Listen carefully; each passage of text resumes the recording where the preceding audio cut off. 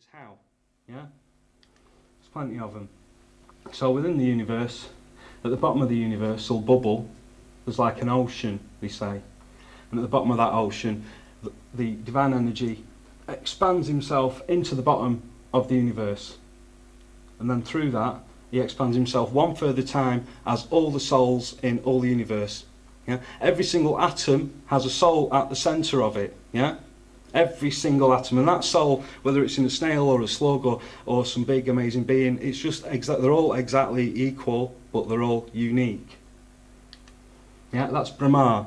That's who makes the universe. That's who weaves the DNA. Incredibly clever. Is the firstborn being in each universe. Is the oldest born being in each universe. And so it's, in a sense, God made the universe, but in another sense, his mate made it for him. Yeah? And why? Because he had this dream. He said, hey, well, I want to create a universe. And he said, no problem. Off you go. Yeah? And then he teaches him how to do it. Yeah? That's the Brahma Samhita. That's the book that goes the big whole, everything to do with that and how that happened. Yeah? So you've got different levels in the universe. There's three basic planes of existence within the universe. The lower, the middle and the higher. You see that in all ancient cultures and in Lord of the Rings. There's a side vision. Yeah? This came from NASA. So it's very, very, very good. This is our middle plane of the universe. Yeah? Each area, each concentric ring, they're a bit like vinyls of different sizes, all stacked together, if you imagine that. So they all coexist together. Some are higher, some are lower, but they're all spinning around a central point. Yeah? We are somewhere within that. All of this is massive, truly massive, and there's lots of stuff that lives in it too. That's what it looks like on the side. And no, it's not a spinning ball. However, for the people that don't like this, that are still attached to the spinning ball idea, 1400 years Copernicus, great sages, also made up how the ball model can also work alongside, because they made the maths for it, and they also created the idea of gravity way, way, way before Newton did. So whether you're not happy with the idea of that we live on a flat surface or a round surface, the philosophy is still the same, because they figured that out way, way, way, way, way before everybody else did. All the stars, everything moves around from a central point, the sun, the moon, all the different abodes, they're all different things.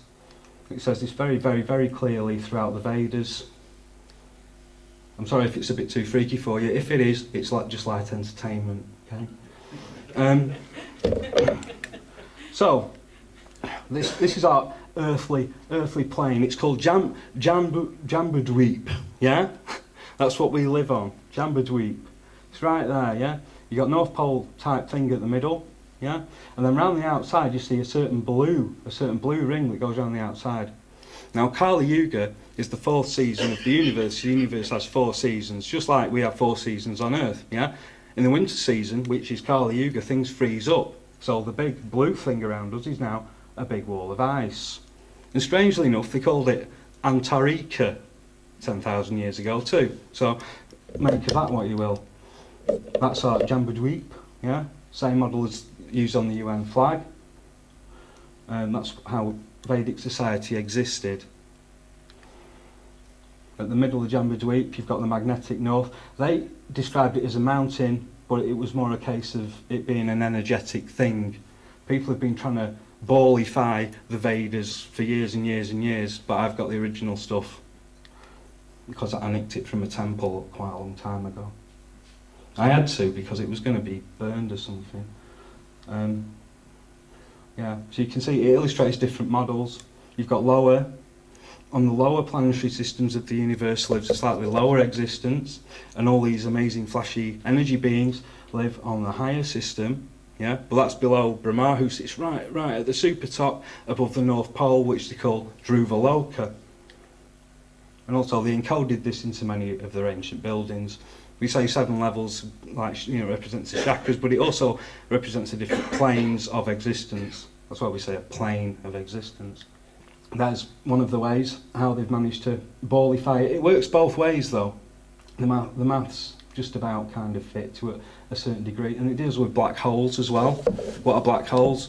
Those are the the bits, if you like an axle, say everything's spun on an axle, you'd have to have a bit at the top and the bottom that the axle's stuck in, and those are your big black holes.